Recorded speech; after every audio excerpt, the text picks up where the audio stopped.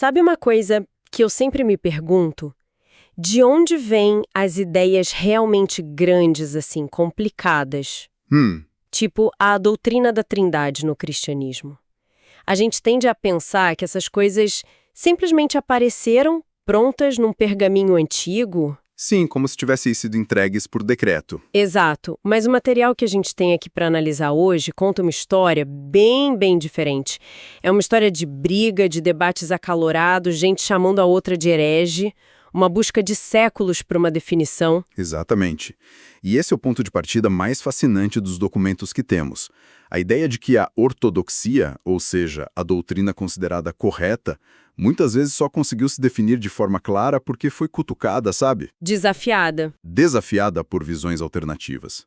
As tais heresias não foram só um problema a ser eliminado, elas foram o catalisador que forçou a igreja a explicar no que realmente acreditava. É um processo totalmente dinâmico. Ok, então a gente não está falando de uma verdade que caiu do céu, mas de algo que foi... Construído. Exato. Foi construído no calor da batalha de ideias. Gostei disso. Então nossa missão aqui é seguir essa jornada, essa treta teológica de séculos, para entender como as controvérsias, em vez de destruir, acabaram paradoxalmente forjando uma das crenças mais centrais da fé cristã. Vamos mergulhar nisso? Vamos lá. Para começar, tem uma analogia aqui de um autor chamado Harold Brown, que eu achei genial. Ah, sim, a do reflexo. Essa mesma. Ele diz que a heresia é como um reflexo na água. Muitas vezes, a gente vê o reflexo de uma árvore no lago antes de levantar os olhos e ver a árvore de verdade. É uma ótima imagem. E ele argumenta que, da mesma forma, a heresia, por ser uma reação a algo, muitas vezes aparece de forma explícita nos registros históricos primeiro, mesmo que a ortodoxia já existisse de forma mais quieta, mais implícita. E isso nos leva direto a um debate central sobre como a história é contada. A visão mais tradicional diz que a ortodoxia sempre esteve lá, desde os apóstolos. E a heresia foi um desvio, um erro claro. O bem contra o mal, basicamente. Isso. Mas essa ideia foi muito desafiada. Um teólogo alemão, Walter Bauer, chegou a dizer que a ortodoxia é simplesmente o ponto de vista do grupo que ganhou a briga. Basicamente, a história escrita pelos vencedores. O que transformaria a palavra heresia em apenas o nome que se dá a uma opinião que perdeu a votação, digamos assim. Exato. Só que aí vem uma visão mais recente, de um historiador chamado Alistair McGrath, que oferece um caminho do meio. E o que ele propõe? Ele diz que a realidade era mais bagunçada. Não era um time da ortodoxia contra um time da heresia. Eram vários grupos com ideias diferentes competindo.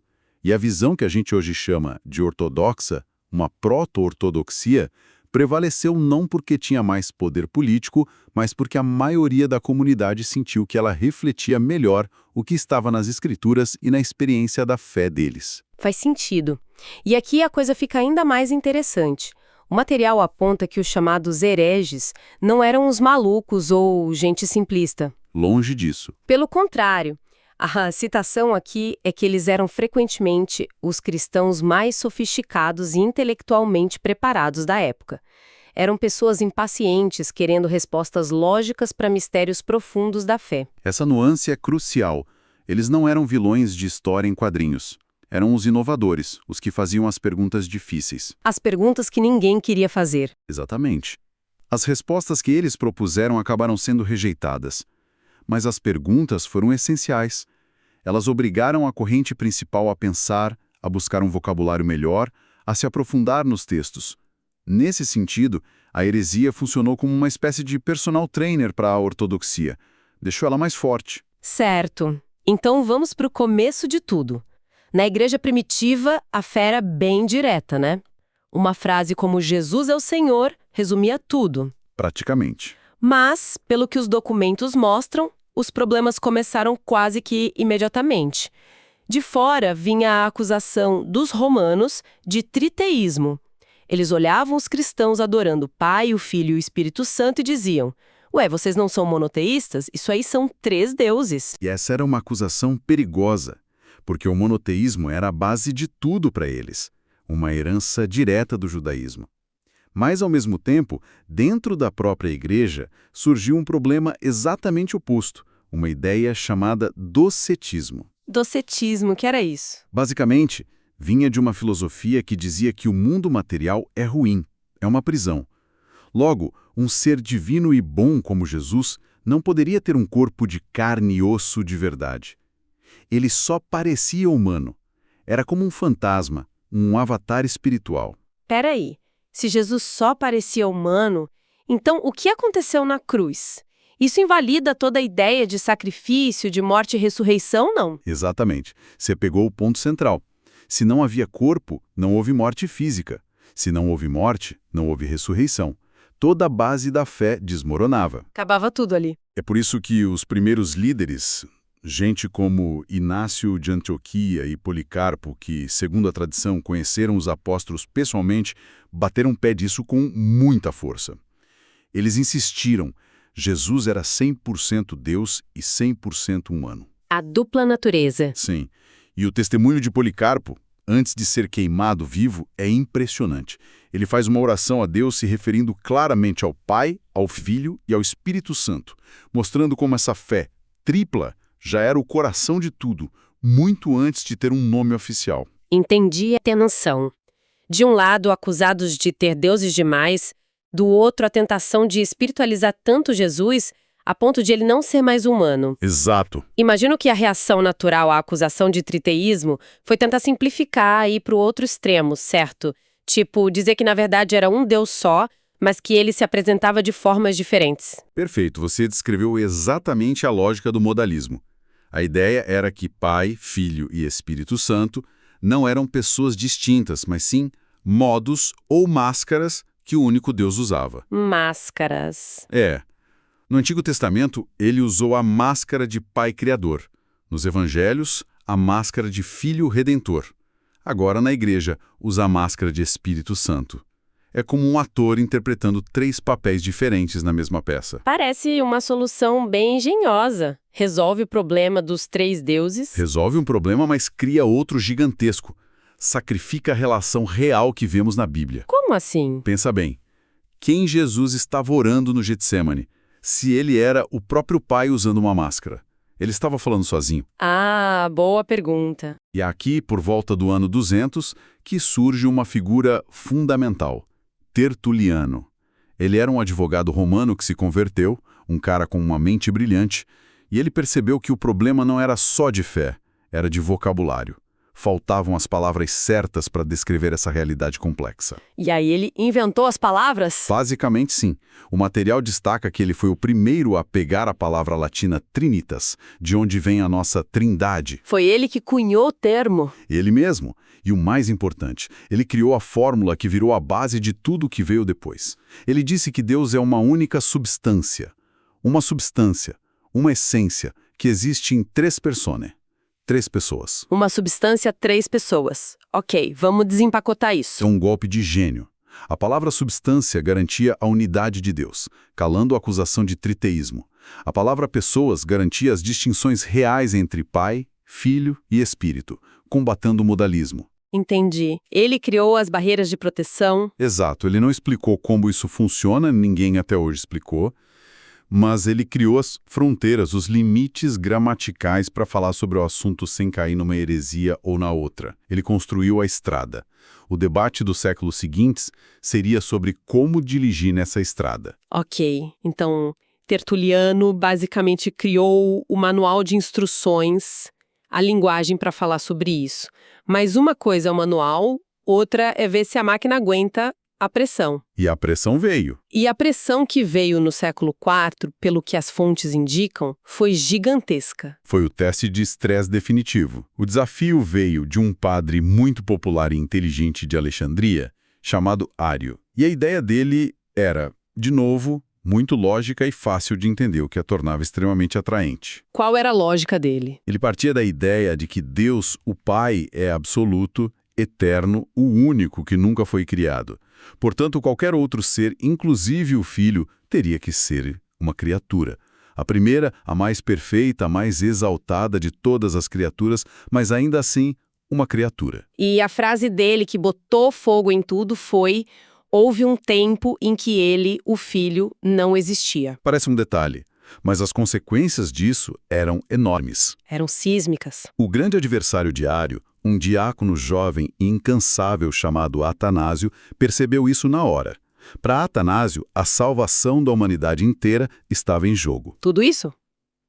Por causa dessa frase. Sim, ele argumentava, se Jesus é uma criatura, ele não pode nos salvar. Por quê? Porque uma criatura não pode salvar outra criatura. Somente o próprio Deus poderia construir a ponte entre a humanidade e a divindade. Para a salvação funcionar, Cristo precisava ser plenamente Deus, da mesmíssima estirpe do Pai. Briga ficou tão séria que o próprio imperador romano, Constantino, teve que intervir.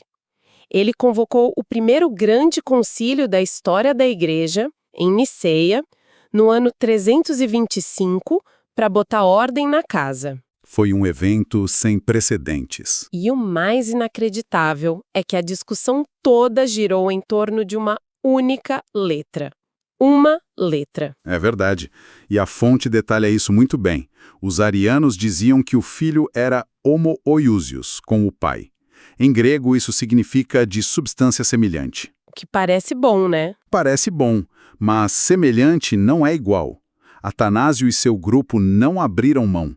Eles insistiram na palavra homoousios, que significa da mesma substância. Ok, entendi a diferença entre substância semelhante e da mesma substância. Mas, sendo honesta, isso não soa um pouco como uma discussão de advogados? Porque uma única letra, um I no meio da palavra, era tão importante a ponto de quase dividir o Império Romano? Essa é a pergunta de $1 milhão. E a resposta de Atanásio seria: porque nessa letra I mora a diferença entre adoração e idolatria. Como assim? Se Cristo é semelhante a Deus, ele é uma criatura, e adorar uma criatura é idolatria. Se ele é da mesma substância, ele é Deus, e a adoração é justificada. Tudo dependia daquele I. Nossa! É incrível pensar nisso, né? O homem mais poderoso do mundo, o imperador, teve que parar tudo para mediar uma briga teológica. É como se hoje o presidente dos Estados Unidos tivesse que organizar uma cúpula mundial para resolver um debate entre físicos sobre a teoria das cordas, porque isso virou um problema de Estado. É uma ótima imagem. E Niceia decidiu a favor da mesma substância, o homoousios. Sim, a decisão foi formalizada no famoso Credo Niceno. Mas a vitória no papel não encerrou a briga. A coisa continuou. E como a controvérsia continuou por mais uns 50 anos, com imperadores arianos, bispos sendo exilados, foi uma confusão. A solução final veio de um grupo de teólogos brilhantes conhecidos como os Pais Capadócios. Eram 3 amigos, Basílio o Grande, seu irmão Gregório de Nissa e Gregório de Nazianzo.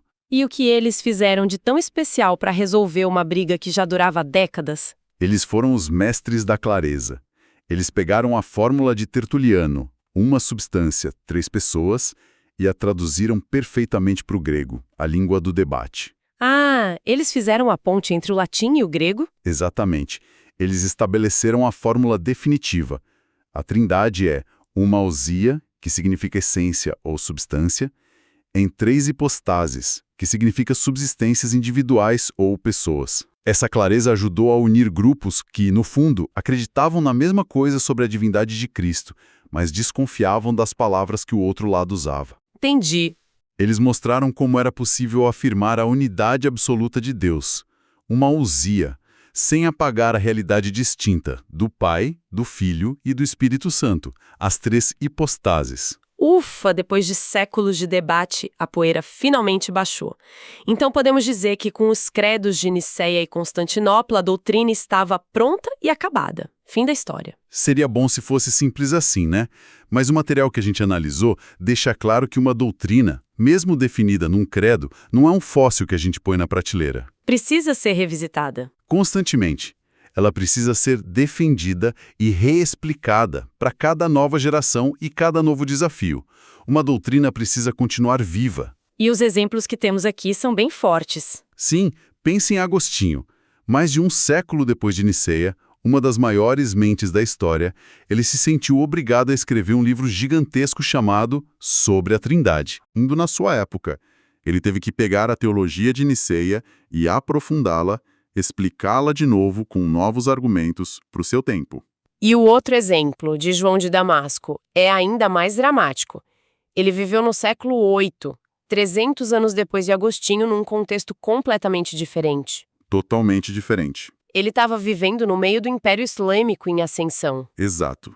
O Islã chegou com um monoteísmo radical, absoluto, que via a doutrina da Trindade como uma heresia politeísta. Para João de Damasco era uma questão de sobrevivência teológica. Ele precisava pegar 700 anos de debates cristãos, resumir tudo de forma clara, lógica e defensável. Ele tinha que organizar a casa, por assim dizer. Exato, ele tinha que fortalecer a fé dos cristãos que viviam sob domínio muçulmano e, ao mesmo tempo, dialogar com esse desafio intelectual formidável. Então, o que a gente tira disso tudo, fica bem claro que a doutrina da Trindade não foi uma fórmula que desceu pronta dos céus. De jeito nenhum. Ela foi esculpida, martelada, polida no fogo do debate ao longo de séculos. As perguntas difíceis, os desafios dos hereges, foram o motor que forçou a igreja a ir mais fundo, a pensar mais, a encontrar uma linguagem cada vez mais precisa para algo que, no fundo, todos admitem ser um mistério. E essa jornada toda revela um padrão muito claro. A busca constante por equilíbrio. A ortodoxia que se firmou é essencialmente uma rejeição de simplificações extremos. Certo. Ela navegou cuidadosamente entre a rocha do triteísmo, a ideia de 3 deuses, e o redemoinho modalismo, a ideia de um Deus solitário usando máscaras. É uma história impressionante sobre a importância vital da linguagem e da precisão para articular ideias que levam a razão humana ao seu limite. No fim, a imagem que fica não é de uma fé estática e imutável, mas de uma fé viva, que pensa, que responde e que é forçada a se conhecer melhor quando é confrontada. Perfeito. E isso me deixa com um pensamento final para explorar. Essa análise toda mostra como uma crença central foi fortalecida ao ser obrigada a se defender.